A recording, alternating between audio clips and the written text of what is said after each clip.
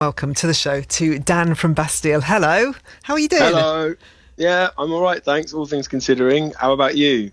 I'm all right, I'm good, thank you. The day has been okay today, the sun's been out, it's been all right. You posted a little hello on Twitter a few days ago and you had your hood up. There were some really beautiful dramatic clouds behind you, blue skies actually. You were stood on a beach in front of some sea. Where were you then? Oh, me and some friends went to the very north of Scotland. Went to like John O'Groats and just drove around all up there, which was amazing. I've never really been that high before, and such. I mean, it was a real way to mark the official end of summer, beginning of winter by going to one of the rainier, colder, windier places around. But yeah, it was really beautiful. Yeah. Now that we're all not travelling as much, it was nice to, I live in London, that's where we are at the moment, but it's nice to just be somewhere totally different for a bit. Yeah, it has been a voyage of discovery, I think, for many people, just exploring this country where we live and seeing places that we've never dreamt of going to before. So that's been one good positive thing out of it. Was this just a trip or was this for a work purpose?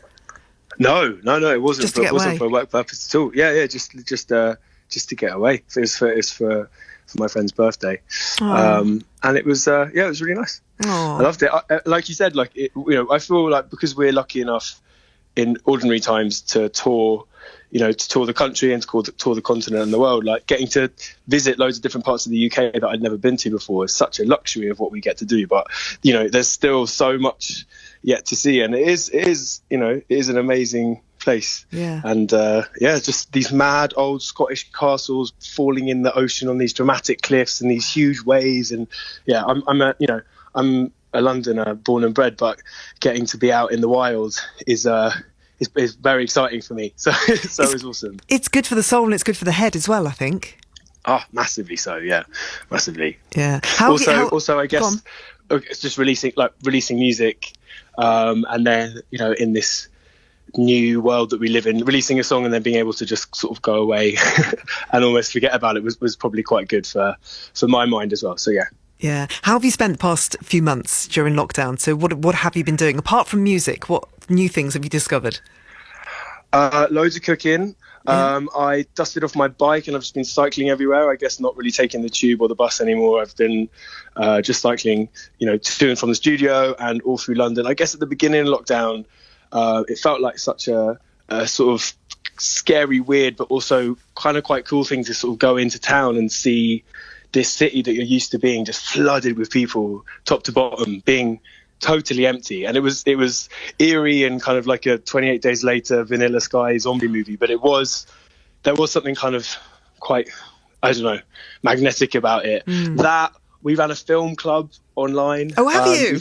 Yeah, we thought when lockdown started, we did a thing called Distraction Tactics, and I was trying to think of a way to be useful. So we thought it would be fun to travel from country to country every week via different films and get in touch with someone from the film, knowing that everybody in the world was probably not that busy.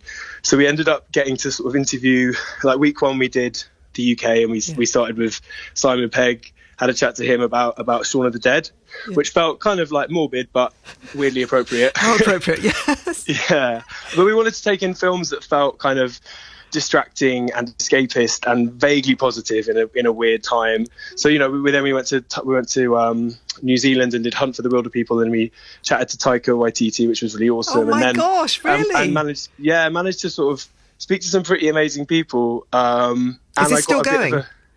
It's on hiatus for the minute because we got a bit distracted by music, but it was a really nice way to put the questions of our fans and of film fans to these people.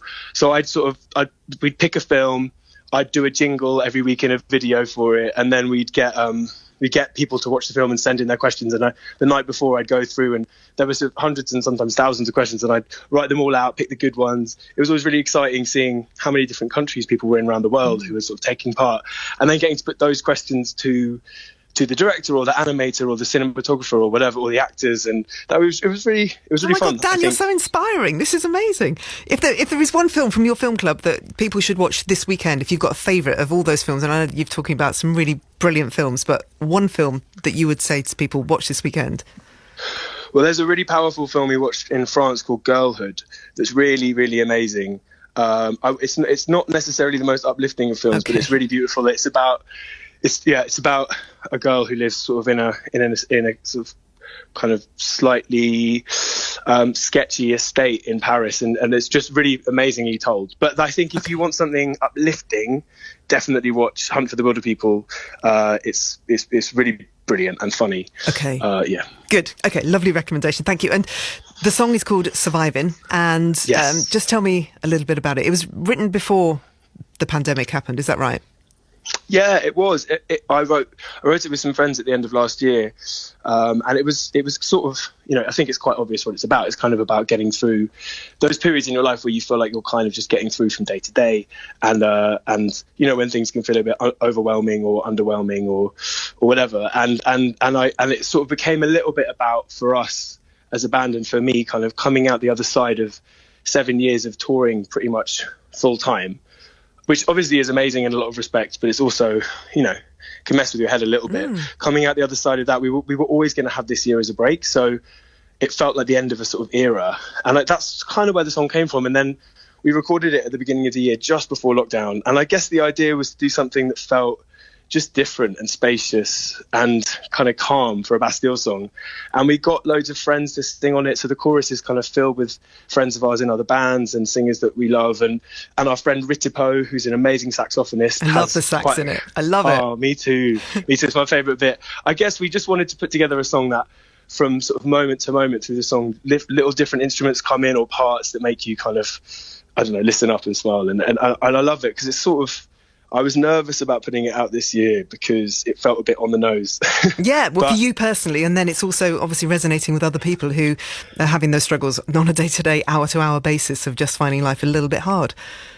Yeah, and I think I guess I'm sometimes nervous about confronting things so sort of face on, and sort of didn't want to feel like it was exploiting the time at all, but it had been written before. So I don't know, having played it to loads of my friends, it's always interesting when you've got a song that I think is a little bit more special, because your mates who will be like, oh, that's nice, if they actually really respond to something, I'm like, oh wow, maybe we're on something. So It got such a nice reaction from people, and actually loads of my mates and the people we work with are like, nah, get over yourself, just put it out, it could be really cathartic. And so I guess it's one of those things that, working on this song throughout the year, and the video, the sort of animated film that we made with it, has been a huge part of what's sort of distracted us. And so I hope that, lyrically and sonically, it's kind of a nice escape and a bit of catharsis for people as well. I think it very much is. From the feedback I've had on the show, it's helping a lot of people. I'm going to let you go. Thank you so much. It's so nice to catch up with you, and I really wish it was in the flesh and you were here in the studio, but that day will come, I hope.